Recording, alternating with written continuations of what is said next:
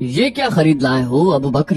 ابو قحافہ نے بلال رضی اللہ عنہ کو دیکھا تو ان کے منہ سے بے ساختہ نکلا، کالی سیاہ رنگت، بیتکا لمبا قد، سارا بدن داغ داغ، زخموں سے چور، پور پور سے خون رس رہا تھا، نڈھال نیم جان، زبان بھی توتلی۔ غلام ہی لینا تھا تو کوئی ڈھنگ کا خریدا ہوتا۔ اس وقت بنو تیم کے یہ محترم بزرگ بینائی سے محروم نہیں ہوئے تھے۔ فتح مکہ کے وقت جب وہ ایمان لائے تو بالکل نابینا تھے۔ ایمان چیز ہی ایسی ہے، اللہ جسے توفیق دے تو بند آنکھوں سے بھی سب کچھ دکھائی دے جائے، نہ دے تو کھلی آنکھوں سے بھی نظر نہ آئے۔ اپنے والد کی گفتگو سن کر ابو بکر رضی اللہ عنہ نے جواب دیا، میں نے تو محض چند ٹھیکریاں دی ہیں، ان کے عوض ساری دنیا کے خزانے مل کر بھی بلال کے ایمان کی قیمت نہیں چکا سکتے۔ اسی موقع پر حضرت صلی اللہ علیہ وسلم نے بلال رضی اللہ عنہ کی برات کی خبر سنی تو ابو بکر رضی اللہ عنہ سے فرمایا کہ اس ثواب میں مجھے بھی شریک کر لو۔ ابو بکر رضی اللہ عنہ نے عرض کیا، یا رسول اللہ، میں قیمت ادا کر چکا ہوں۔ حضرت بلال رضی اللہ عنہ کی شخصیت اسلام کے اولین دور سے اب تک مسلمانوں کے لیے ہی نہیں، غیر مسلموں کے لیے بھی کئی وجوہ کی بنا پر پرکشش رہی ہے۔ دین کی راہ میں ان کی عدیم المثال قربانیاں، سابقون الاولون میں شمار کا شرف، اسلام کے اولین مؤذن کی حیثیت سے ان کا منفرد مقام، مکے کے ایک ادنا غلام سے ایک جلیل المرتبت صحابی کے درجے تک پہنچنے میں ان کی زندگی کا دلچسپ، پرآشوب اور قابل رشک سفر، رسالت مآب صلی اللہ علیہ وسلم اور ان کے اہل بیت سے ان کا رشتہ، خلوص و وفا، خادم نبی کی حیثیت سے اللہ کے رسول کا ہمہ وقت قرب، پہاڑوں کی سی عظمت اور استقامت رکھنے والے اسلام کے اس جلیل القدر صحابی کا ذرہ خاک جیسا انکسار دلوں پر نقش جاویداں کی طرح ثبت ہے۔ یہ کہانی سیدنا بلال رضی اللہ عنہ کے ساتھ تاریخ کی روشنی میں ایک تصوراتی انٹرویو ہے جو دمشق میں ان کی وفات سے چند ماہ قبل 20 ہجری میں کیا گیا۔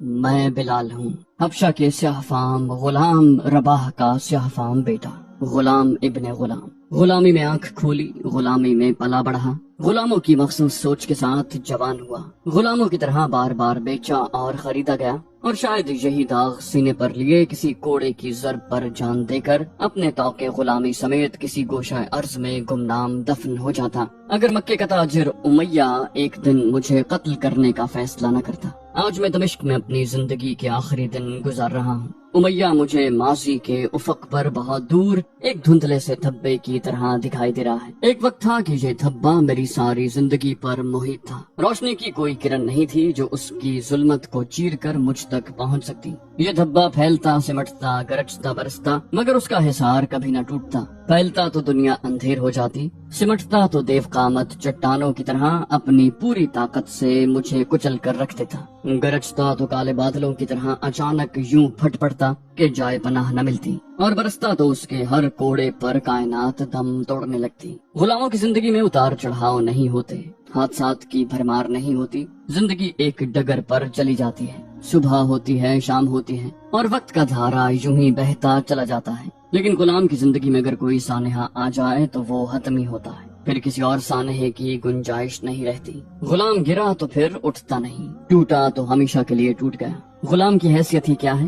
محض ایک کھال جو کوڑوں کے لیے وقف رہتی ہے، اور یہ کوڑے کسی بھی وقت، کسی بھی بات پر، کسی بھی جگہ برس سکتے ہیں۔ امیہ ایک خود پسند، خود سر انسان تھا۔ منمانیاں کرنے کا حق اس کے خیال میں اسے اپنے حسب نسب اور اپنی دولت اور ثروت سے ملا تھا۔ اس کے لیے میرے بارے میں صرف اتنا جاننا کافی تھا کہ میں بلال ہوں، اس کا زرخرید غلام، اور بس میرے لیے بھی بس اتنا ہی جاننا کافی تھا کہ وہ میرا آقا ہے۔ آقا کس بات سے خوش ہوتا ہے، کس بات پر خفا ہوتا ہے، یہ جاننا صرف آقا کا حق ہے۔ غلام کے لیے کچھ بھی جاننا لازم نہیں ہوتا، اسے کچھ بتانا سمجھانا ضروری نہیں سمجھا جاتا۔ غلام کو کوئی سوال کرنے کی اجازت نہیں ہوتی، اس کا کام صرف یہ ہوتا ہے کہ وہ خود اپنے طور پر صورتحال کا جائزہ لیتا رہے اور قرائن سے جو نتیجہ چاہے اخذ کرتا رہے۔ وہ صحیح ہو تو اس کی قسمت، غلط ہو تو اس کا مقدر۔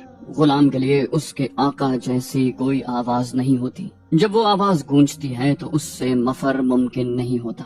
غلام کا یہ فرض ہے کہ یا تو وہ نظروں کے سامنے ہو یا آواز پر فوراً حاضر ہو جائے، تیسری صورت ممکن نہیں، کیونکہ اس کا ایک ہی مطلب ہوتا ہے اور وہ یہ کہ غلام بھاگ گیا ہے اور اس جرم کی ایک ہی سزا ہے، موت۔ جو لوگ اس دنیا میں نہیں رہے ان کو برا کہنا مجھے اچھا نہیں لگتا۔ البتہ اتنا ضرور کہوں گا کہ امیہ نے مجھے مکے کے بازار سے خرید کر کوئی گھاٹے کا سودا نہیں کیا تھا. اسے اپنی رقم کی ایک ایک پائی وصول ہو گئی. میں نے اسے کبھی کوئی نقصان نہیں پہنچایا تھا. امیہ کی بہت سی باتیں میرے ذہن میں محفوظ ہیں، میں انہیں نہیں بھولا، لیکن بھلا دینا چاہتا ہوں. میں بلال، امیہ کا زرخرید غلام، آپ کو ان دنوں کی باتیں سنانا چاہتا ہوں جو شروع سے آخر تک حیرت و استجاب کے دن تھے، اور حیرت بھی ایسی کہ آج تک اس میں ڈوبا ہوں. 22 سال تک اس غلام نے اس فضا میں سانس لیا جس میں اللہ کے آخری نبی محمد صلی اللہ علیہ وآلہ وسلم کے سانسوں کی مہک تھی. جو انہوں نے کہا میں نے سنا، جو انہوں نے کیا میں نے دیکھا.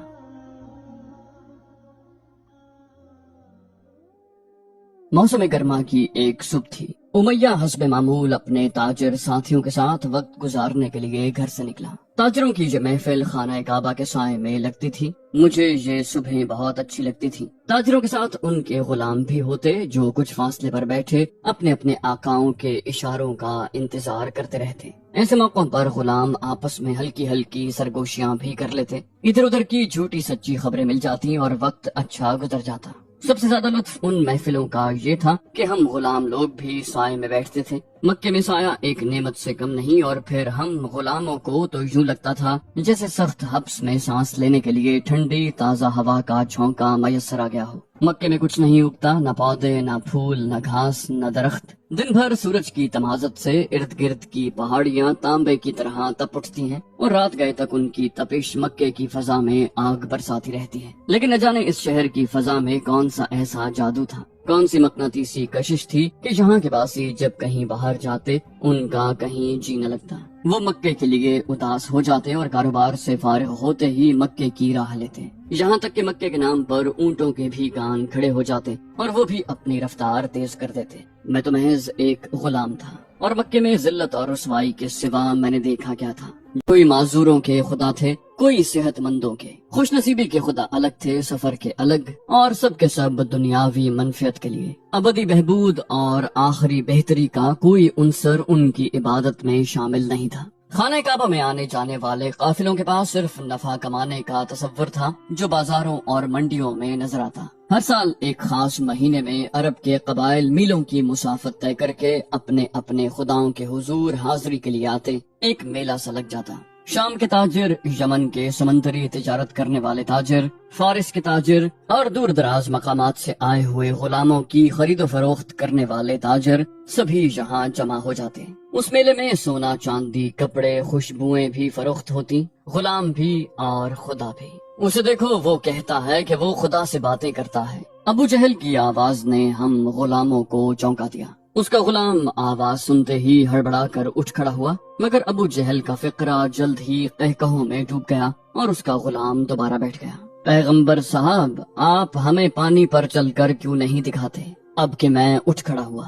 یہ امیہ کی آواز تھی، میرے بدنصیب آقا کی، جو آج جہنم میں اپنی اس ہرزہ سرائی کا جواب سن رہا ہے. پھر میں نے انہیں دیکھا، محمد بن عبداللہ کو ہمیشہ کی طرح تنہا، نظریں پہاڑوں کی سمت جہاں لوگ کہتے تھے ایک فرشتے نے ان سے بات کی تھی. وہ ابو جہل کے طنز سے بے نیاز کعبے کے گرد چلتے چلتے نظروں سے اوچھل ہو گئے. ادھر تاجروں کی محفل میں ہر چہرے پر ہنسی تھی، ہر شخص اس مذاق میں شریک تھا. صرف ابو سفیان تھا جس کے چہرے پر کوئی مسکراہٹ نہ تھی. ہم غلاموں کے لیے مقدم تو ہمارے آقا تھے، لیکن اپنے آقا کے بعد اگر مکے میں ہم کسی کو قابل اعتنا سمجھتے تھے تو وہ ابو سفیان کی شخصیت تھی. اس کی اور ہماری کہانی ایک دوسرے سے ایسے ہی منسلک تھی جیسے شکار اور شکاری کی. اچانک وہ اٹھ کر کھڑا ہو گیا. محفل میں سنجیدگی لوٹ آئی. کہنے لگا، ایک خدا کو ماننے والا خدا کا منکر ہے. ہمیشہ کی طرح آج بھی ابو سفیان نے دکھتی رگ پر ہاتھ رکھ دیا تھا، کیونکہ سب سے زیادہ تکلیف کفار کو اسی بات کی تھی کہ وہ ایک اللہ کی عبادت کی دعوت دیتا ہے. کفار نے اپنی ضعیف الاعتقادی میں موقع محل کے لحاظ سے کئی خدا بنا رکھے تھے. وحدہ لا شریک کا تصور ان کے دائرہ فکر سے باہر تھا. ابو سفیان فکر مند تھا. بولا، اگر ہم نے اس فتنے کو ختم نہ کیا تو خدا ہم سے ناراض ہو جائیں گے اور اپنی رحمتیں کسی اور شہر پر نچھاور کریں گے. ابو جہل جو اب تک خاموش تھا یکا یک بول اٹھا، ابو لہب، تم اس کے چچا ہو؟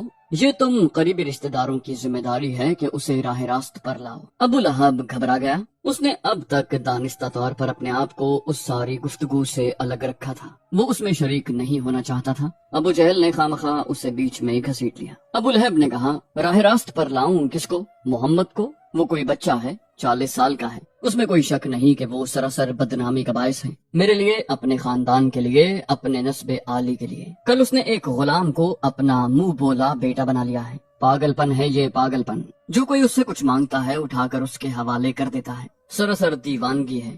جہان بھر کے چوروں، اچکوں، مقروضوں کو کھانے کھلاتا ہے، جب دیکھو اس کے دروازے پر 10-12 جمع رہتے ہیں۔ شاید ہی کوئی ہو جو اس کے گھر سے کوئی بھیڑ یا بکری یا کچھ اور لے کر نہ جائے۔ ہم کیا کر سکتے ہیں؟ ابن ہشام میرا بھتیجا پاگل ہو گیا ہے، بالکل پاگل۔ ابو لہب باتیں بھی کرتا جاتا تھا اور لوگوں کے چہرے بھی دیکھتا جاتا، اس امید پر کہ شاید ان میں سے کوئی بول پڑے اور اس معمے کو سلجھانے میں مدد دے جو وہ خود سلجھا نہیں پا رہا تھا اور جو شاید سلجھایا ہی نہیں جا سکتا تھا۔ پیغمبری کا دعویٰ کیسی انہونی بات تھی۔ گھبراہٹ میں اس نے ابو سفیان کا بازو تھام لیا۔ بولا، ابو سفیان تم ہی بتاؤ۔ ایک جوان شخص، مضبوط، توانا، خوبصورت، سر کا ایک بال بھی سفید نہیں، ایک رئیس عورت کا خاوند، خود عالی نسب، وہ مکے میں جو چاہے کر سکتا ہے، مگر کرتا کیا ہے؟ اپنے گھر کا آرام دہ بستر چھوڑ کر پہاڑوں کی غاروں میں بیٹھا سردی سے ٹھٹھرتا رہتا ہے، محض اس وہم پر کہ ایک فرشتہ اس سے بات کرتا ہے۔ یہ فرشتہ اس کی جان کا روگ بن گیا ہے۔ ابو لہب تھک ہار کر بیٹھ گیا۔ اس کے دوست بھی کچھ پریشان، کچھ شرمندہ سے لگ رہے تھے۔ خاندان میں پاگل پن کا واقعہ ہر ایک کے لیے تشویشناک ہوتا ہے، کیونکہ ایسے معاملے میں کوئی کچھ نہیں کر سکتا اور نہ ہی کوئی مشورہ دے سکتا ہے، صرف دعا ہی کی جا سکتی ہے۔ ابو لہب بیٹھا بیٹھا پھر بولنے لگا۔ ابھی 1 سال بھی نہیں گزرا، سب اس کے دوست تھے، اس کی عزت کرتے تھے، اس وقت کسی کو اس پر ہنسنے کی جرت نہیں تھی۔ وہ تمہارے درمیان فیصلے کرواتا تھا، تمہارے قضیے چکاتا تھا، لوگ اس کے پاس جاتے تھے اور اسے عادل اور منصف سمجھ کر اپنے معاملوں میں رہبری حاصل کرتے تھے۔ صرف 1 سال پہلے ابو لہب نے اپنے غلاموں کو اشارہ کیا، اسے جو کہنا تھا وہ کہہ چکا۔ میں نے ابو لہب کو کئی بار دیکھا تھا، کبھی کبھی تو مجھے یوں لگتا کہ جنت اس سے صرف 1 قدم کے فاصلے پر ہے، بس 1 قدم اٹھائے گا اور جنت میں داخل ہو جائے گا، لیکن آخری وقت میں اس نے ہمیشہ غلط فیصلہ کیا۔ ابو جہل کچھ سوچ رہا تھا، لگتا تھا کوئی اہم فیصلہ کر رہا ہے۔ وہ بولا، مجھے یہ فکر نہیں ہے کہ وہ ہمارے خداؤں کے بارے میں کیا الٹی سیدھی باتیں کرتا ہے، ہمارے خدا اس سے خود نمٹ لیں گے، لیکن وہ انسانوں کو جو پٹی پڑھا رہا ہے وہ بے حد خطرناک ہے، مگر اس کا فیصلہ جلد ہو جائے گا۔ سب سے پہلے ہم ان غلاموں اور لاوارثوں سے نمٹیں گے جو اس کے گرد جمع رہتے ہیں۔